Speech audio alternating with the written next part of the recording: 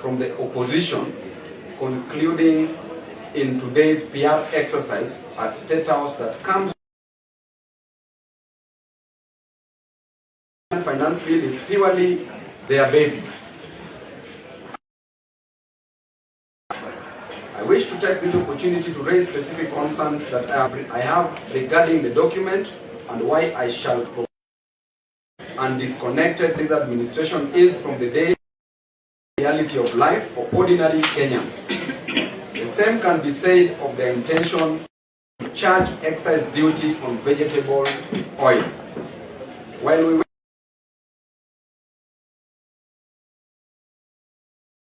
the most significant cost in the value addition of sugar demonstrates how haphazard the polished products will place undue burden on the people of Kenya.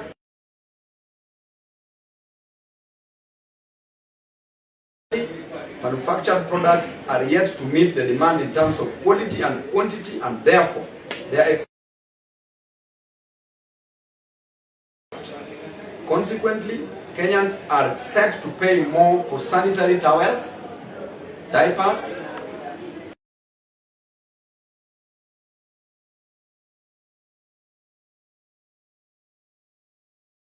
to condemn the mass arrests of peaceful protesters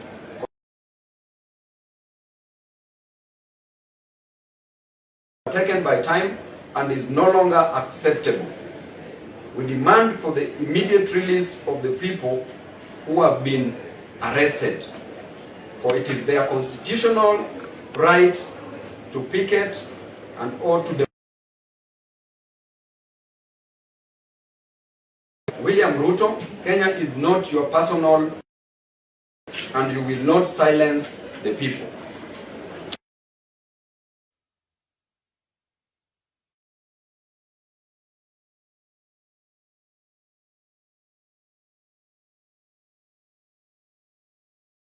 In his individual capacity for gross violation of the freedom of speech and the right to picket and protest, which is enshrined in our Constitution 2010. As I add, today we have been treated to an exercise, a PR exercise at State House, stating that there are some taxes which were imposed initially in the finance bill that have been dropped. I want to state clearly that Kenya as a nation depends on 80% of imported goods, including toothpick, tissue papers, foodstuff, including eggs, chicken. We are importing all these commodities.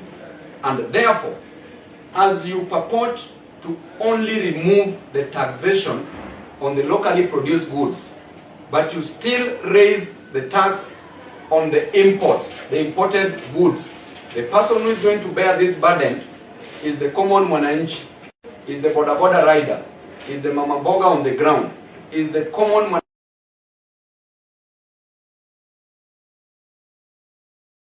This is still going to raise the cost of living in our country. We are not going to accept to take it lightly, and we are urging Kenyans to still come out in large numbers, congratulating them for the demonstrations that they've held in Nairobi today.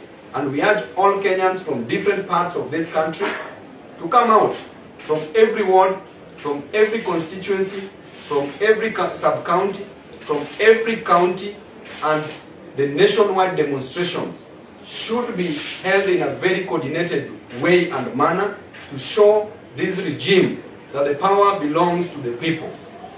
That Article 1 of the Kenyan Constitution gives us the mandate, gives the people the mandate that the sovereignty only belongs to the people and nobody else. Ruto, being the president of the country, has a fiduciary duty. He's only holding this seat in trust for Kenyans. This seat does not mean that it is his personal property, and therefore, without the removal of the taxes on the imported goods, which is further going to raise the cost of living, therefore demonstrations must just proceed as they've started. We will soon join you in these demonstrations after our debates, and I urge all members of parliament to still vote no, vote against the draconian, the oppressive finance bill that has caused untold sorrows in the lives of Kenyans. In our education sector, we want education to be made free. We want free education at the high school level. We want free education at the university level. And we also want free health care. We want health to be made free because Kenyans are suffering. It is not just about creating a problem and then having a solution for that problem, as we've experienced today by the president. This cheap PR we will not allow. You are only allowed to rig elections, but you cannot rig an economy. You cannot rig development. And now we are waiting for you. Asante sana. I invite my colleague, Honorable Mwago, to say a word. Thank you, members of the four states. I join my colleague, Honorable Babu, in congratulating Kenyans, both online and even the ones who have presented themselves physically today in the streets of Nairobi in Starehe constituency.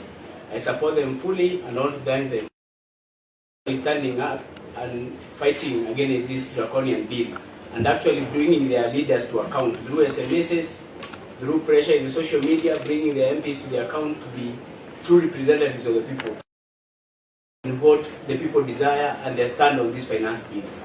We support the people's stand on we are rejecting the finance bill in totality, and actually we join in condemning the police for actually harassing people who are purported to be their bosses. The voters are the ones who are being taxed so that the government run. They rely on the taxes from the people who are demonstrating today, and it's very impunitive to actually punish the people who are your bosses. As you keep on telling us that you respect your bosses, you start by respecting your bosses. If you are making decisions that harass, that do not favor your bosses, you should respect those decisions. We are rejecting this finance bill in totality because in the last year we had another finance bill, 2023-2024, which we rejected, but they used their numbers and marshaled them in parliament. They marshaled their numbers in parliament and had it passed. But we are asking, what are the implications of the last year's finance bill? What has it gained for the people? The impact it has had on the economy, and how has it affected the livelihoods of our people? Before proceeding to another finance bill, we should be told how accountable and equitable was the last finance bill and how it has performed. Because we understand even the 11 targets, they missed them with the last year finance bill. So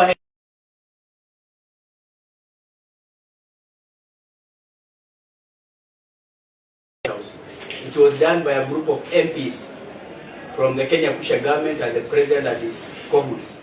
We are not aware of what amendments they have done, and that is why we are saying if they have done some amendments, we are asking the speaker to suspend the debate, the tabling of that. The people have come out with zero mobilization. They have come out to the streets to demonstrate on their own. We did not want to interfere with the process because we didn't want it to be labeled an Azimio demonstration plan. They have seen Kenyans themselves come out and demonstrate against this finance bill, and I think the yes, the people are tired now. And as the general of Starehe constituency, we have given them freedom and power to demonstrate in this constituency of mine, because my people have to express.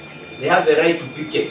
They have the right to express whatever they think about this finance bill. And as their leaders, their general, I'm at the forefront with rejecting this finance bill and saying no to this finance bill. And it's only good that they have also come out